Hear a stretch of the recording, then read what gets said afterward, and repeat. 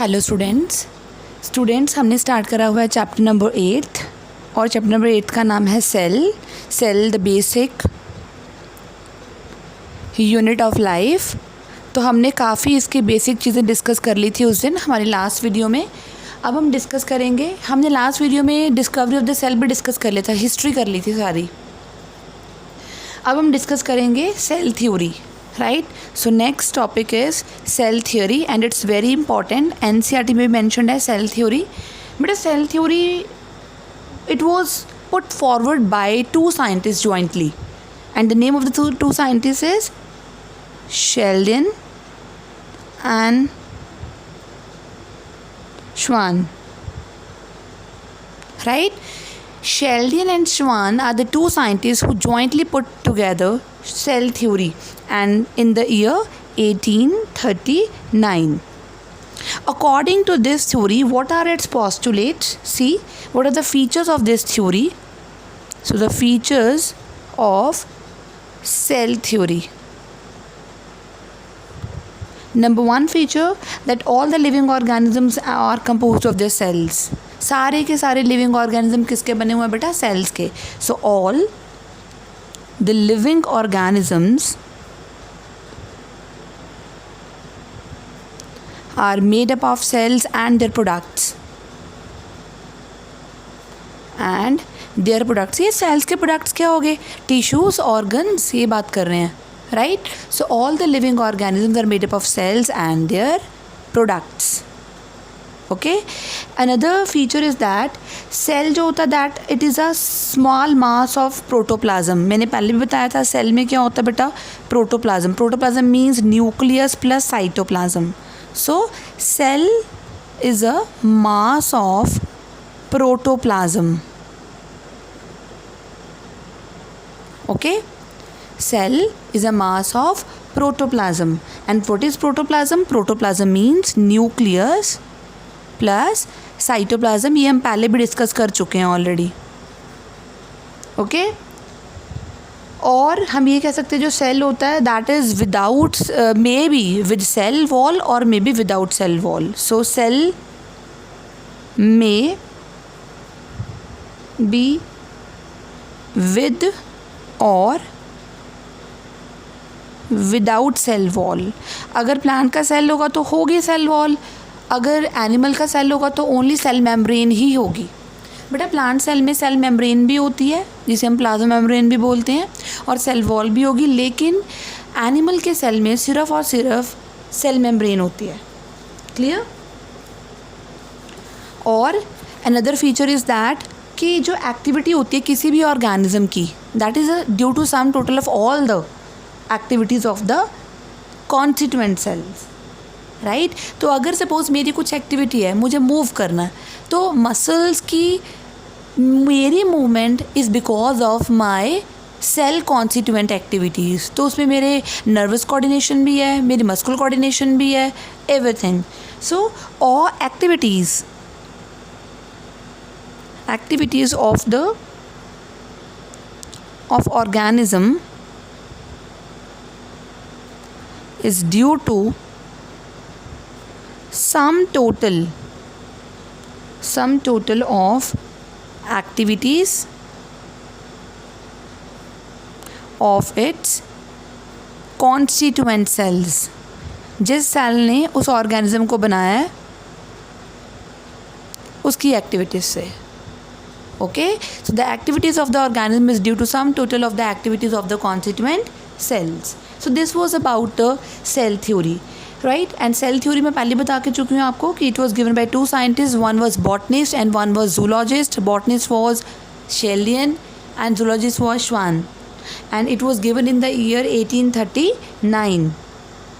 Okay? Now बेटा ये तो थी एक तरह से क्लासिकल सेल थ्योरी जिसमें कि ये 2-3 पॉइंट्स ही थे बस। लेकिन अब हम डिस्कस करेंगे मॉडर्न सेल थ्योरी। क्या डिस्कस करेंगे? Modern cell theory, right. इसको एक और नाम से जानते हैं हम, इसको हम क्या बोलते हैं? सेल डॉक्ट्राइन, और अनदर नेम है इसका cell principal.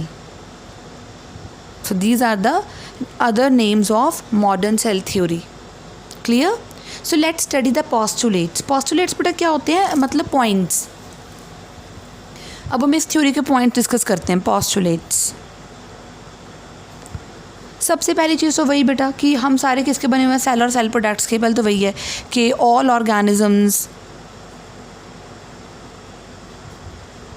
Are made up of cells and the products. और सेकंड पॉइंट तो वही है कि सेल किसका बना होता है. सेल में क्या होता है बेटा, प्रोटोप्लाज्म होता है. ये मैं पहले ही करा चुकी हूँ आपको. यानी कि ये जो पॉइंट्स हैं पहले दो, तो यही वाले पॉइंट्स हैं सेम जो हमारे क्लासिकल सेल थ्योरी के थे, सेम पॉइंट्स हैं, राइट. थर्ड पॉइंट है जो सेल है बेटा, that's a unit of function, right. So next is a cell is the unit of function. यानी कि हमारी बॉडी में जो स्ट्रक्चर बनाता है वो तो सेल होता ही होता है. इवन जो फंक्शन करता है वो भी हमारा सेल ही होता है, राइट. और हमारी जो एक्टिविटीज़ होती हैं, ये देखो ये पॉइंट लिखा हुआ है ना, all the activities of an organism is due to the sum total of the activities of the cells. तो यही पॉइंट मैं इसमें बोलना चाहती हूँ, सेम. तो यहाँ पे मैं दोबारा नहीं लिखूँगी कि all the activities of an organism is a sum total of all the activities of its constituent cells, right. Next point है कि सेल तो अकेला रह सकता है. A cell can survive independently, but उसकी ऑर्गेनेल्स इंडिपेंडेंटली सर्वाइव नहीं कर सकती हैं. A cell can survive independently, but its organelles cannot. सेल की ऑर्गेनेल्स कौन सी होगी, जैसे कि mitochondria, chloroplast, Golgi apparatus, endoplasmic reticulum, lysosomes, vacuoles. अगर मैं ये निकाल दूँ तो ये अकेले नहीं सर्वाइव कर पाएंगी. अकेला सेल तो सर्वाइव कर ही सकते हैं, we know it very well. जैसे बैक्टीरिया सर्वाइव कर रहा है, अमीबा है, प्लाज्मोडियम है, क्लोरेला है, क्लेमाइडोमोनाज हैं. तो ये सारे सिंगल सेल हैं, दे आर सर्वाइविंग, ओके. और नेक्स्ट इसका जो पॉइंट है that life exist only in the cells. Life exist in the cells. अगर हम ज़िंदगी जो है वो ज़िंदगी या लाइफ की मैं बात करूं तो वो सेल्स में एग्जिस्ट करती है. ऐसा कोई बंदा नहीं होगा जो ज़िंदा हो पर उसमें सेल ना हो. So life exists only in the cells because all the activities of the life they are performed by the cells, because all the activities of life is performed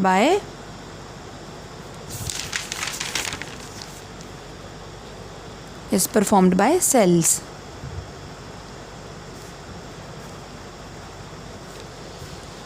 okay, clear. Now next point है हमारे पास, sixth point इसका, that अगर देखा जाए मैं आपको बता दूं कि जो सेल्स होते हैं ना बेटा वो अपने काम के अकॉर्डिंगली अपने आप को मॉडिफाई भी कर लेते हैं. So depending upon the specific requirement, specific function, even the cells got modified, right. So cells got modified according to their requirement. अगर मैं आपको यहाँ पे एग्जांपल लेके बताऊँ, मैं आरबीसीज़ की बात करूँगी. बट जो आरबीसीज़ होते हैं ना, आपको पता है आरबीसीज़ ई न्यूक्लिएटेड होते हैं, मतलब उनमें न्यूक्लियस नहीं होता. मैं ह्यूमंस की बात कर रही हूँ, दे लैक न्यूक्लियस. ऐसा क्यों बेटा? आरबीसीज़ में मोस्टली ऑर्गेनेल्स नहीं होती. उसका रीज़न ये है कि आरबीसीज़ का मेन काम होता है ऑक्सीजन को कैरी करना. अगर उसके सेल में इतनी ज़्यादा ऑर्गेनेल्स होंगी, so how it will be able to take up oxygen. तो उसका सरफेस एरिया कम नहीं हो जाएगा, इतना वॉल्यूम्स का कम हो जाएगा, तो वो ऑक्सीजन कैसे कैरी करेगा. सो आरबीसी जो है उसके बीच में ये न्यूक्लियस वगैरह नहीं होते, इसीलिए न्यूक्लियस और अदर ऑर्गेनेल्स नहीं होती. इसका रीज़न वही होता है क्योंकि इसको ऑक्सीजन कैरी करनी है. वेयर एज जो नर्व सेल्स होते हैं, न्यूरॉन्स, वो इलोंगेटेड होते हैं. क्या होते हैं बेटा? इलोंगेटेड. वो इलोंगेटेड क्यों होते हैं? उसका एक रीज़न है, क्योंकि उसको क्या कंडक्ट करना होता है बेटा? मैसेज कंडक्ट करना होता है, नर्व इम्पल्स कंडक्ट करनी होती है, इसलिए वो क्या होते हैं बेटा? The reason being they are elongated, right. Okay. और अगर नेक्स्ट पॉइंट की बात करूँ मैं कि चाहे बेटा हम सारे ऑर्गेनिजम्स कितने डाइवर्स हों, चाहे मैं बात करूँ एल्गी की, ब्रायोफाइट्स की, ट्रीडोफाइट्स की, प्रोटिस्टा की बात करूँ, चाहे मैं एनिमिलिया की बात करूँ, फंजाई की बात करूँ, किसी मर्जी ऑर्गेनिज्म की बात करूँ, चाहे हम कितने भी अलग हैं, देखो हम प्रोटिस्ट से कितने अलग हैं, हम बैक्टीरिया से कितने अलग हैं, है ना। लेकिन एक बात याद रखनी है कि हमारे जो सेल्स होते हैं ना, उनकी सेम फंडामेंटल सिमिलैरिटी है, स्ट्रक्चर सेम है, उनकी मेटाबॉलिक एक्टिविटीज़ सेम हो सकती हैं और उनकी केमिकल कॉम्पोजिशन सेम होएगी। सो organisms can be diverse, but the cells of which they are made up of, they are made up of has same structure, same chemical composition, and even same metabolic activities, right, and even having same metabolism. Okay, right. Next point जो है that is बेटा, अगर मैं बोलूँ किसी individual की growth हो रही है, इसका मतलब है उसके सेल्स का नंबर बढ़ रहा है, right. So growth of an organism include the growth and multiplication of its cells, otherwise वो ग्रोथ कैसे करेगा, उसके सेल्स का नंबर बढ़ रहा है, उसके सेल्स का मे बी साइज इंक्रीज हो रहा है। So it means growth and multiplication of its cells. So growth of an organism means growth and